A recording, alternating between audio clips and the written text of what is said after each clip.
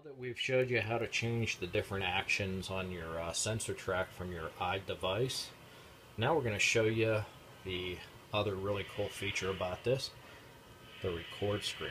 So I'm going to push the record tab, and right away you'll see playback in progress, which is inaccurate. I am disconnected. So let's connect back up again. We'll go to sensor track 8, record, and now it'll say, there we go. Now it went to red. It may look a little orange on the screen. So now it's basically sitting idle, waiting for something to happen. So what I'm going to do is I'm going to, much like when you push the red button on the sensor track to arm it for ready for record, I'm going to do that from here. Now if you notice, sensor track is waiting. It's armed, and the app tells you run engine over sensor track to begin, just like you'd normally do. And you notice these green, yellow, and red kind of buttons. So I'm going to start an engine. I'm going to set it to slow speed, going across the sensor track. And as soon as it crosses over, that recording will begin.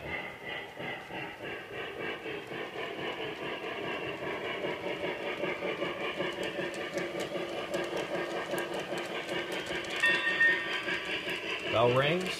We're now recording. So you use your cab 2, blow your whistle, and we'll do a few whistle blows right at there.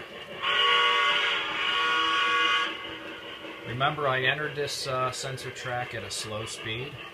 We'll do a whistle blow here, maybe a bell ring at the curtains. A little bit more whistle blow. Now, the whole time, you notice currently it's showing a green light. That means you have plenty of recording time, which is very handy to know how much recording time you got. So here comes the engine. I'm going to blow. And maybe I'll go down to restricted speed.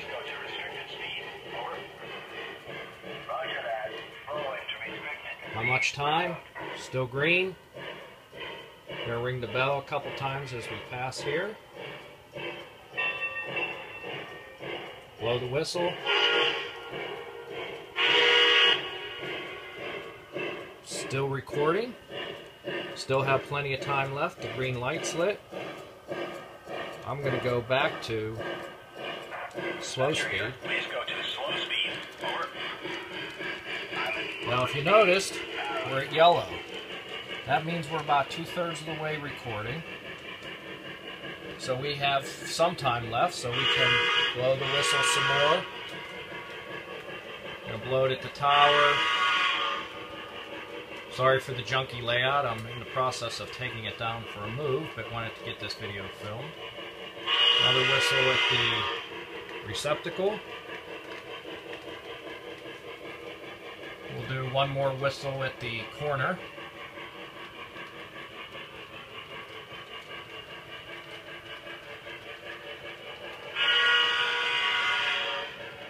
Still showing yellow, so I can keep on going. Maybe I'll do a tower comm.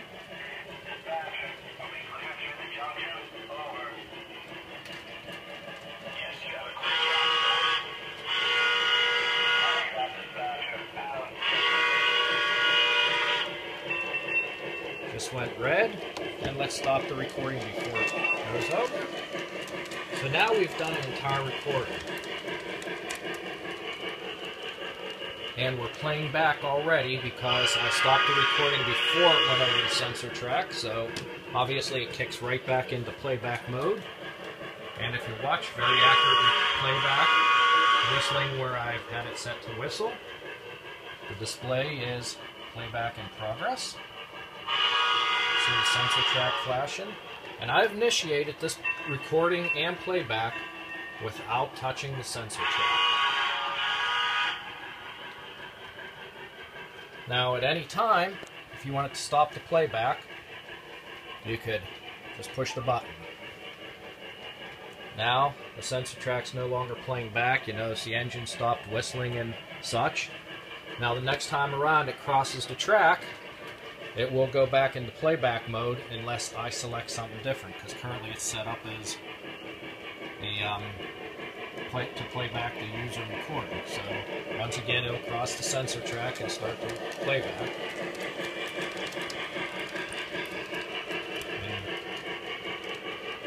Blow the whistle there and blow the whistle at the corner. Okay, I had enough of that. I think that's I did the recording, I'm happy with it, and now I just want it to go back and maybe ring the bell again. So now I've come off the player recording. I select it, ring bell. Notice the playback's still recording, or the playback's still going, so I'll hit set. Done. So let's stop that playback. So we go back to module, and the next thing it'll do is ring the bell for 10 seconds, and basically we change the action again. All from the iPad. So we get a bell ring.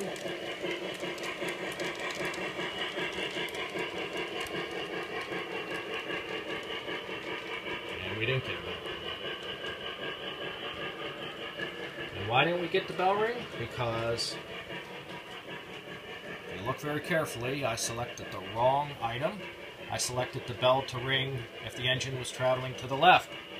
We're traveling to the right. So let's try this again. Alright, ring bell for 10 seconds, traveling left to right. We'll speed that engine up a little bit to get it here a little quicker.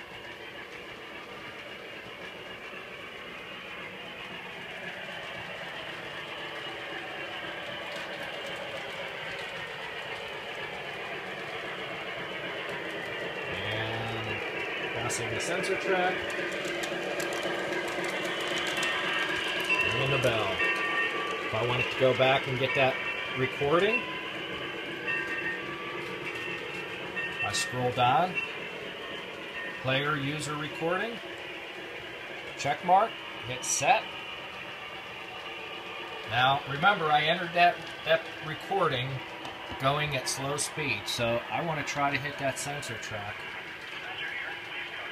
again at slow speed. So I just set, using the railroad speed, back to slow speed, so the engine will hit the sensor track at slow speed. So this way everything I did within that recording is sequenced and timed properly at the same rate as it was recording. It'll play back at the same rate. So again, let's look at the record screen. No playback in progress until it crosses. Yep.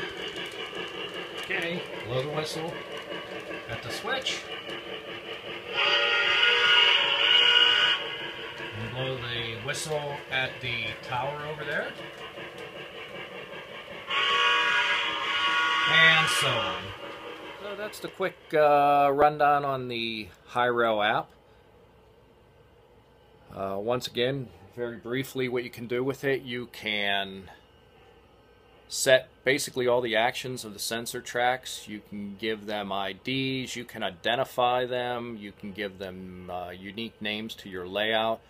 You can change all the actions that are preset in there. You can start a recording, you can stop a recording, make a recording, all from the initiate the recording sequence from your iPad or your iPhone. It gives you a reading of general idea of how much time you got left. All in all, I say this is probably one of the most useful apps that I've come across. I've always felt that the Lionel sensor track's downfall was that you physically had to touch it to get it to change actions or do a recording. And this pretty much takes that all away.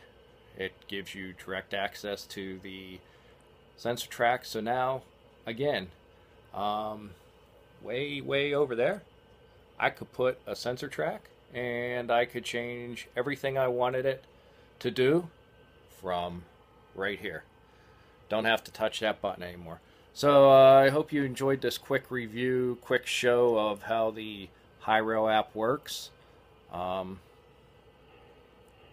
know I'm going to enjoy the heck out of it, and I'm going to probably be off getting more sensor tracks. So see you later.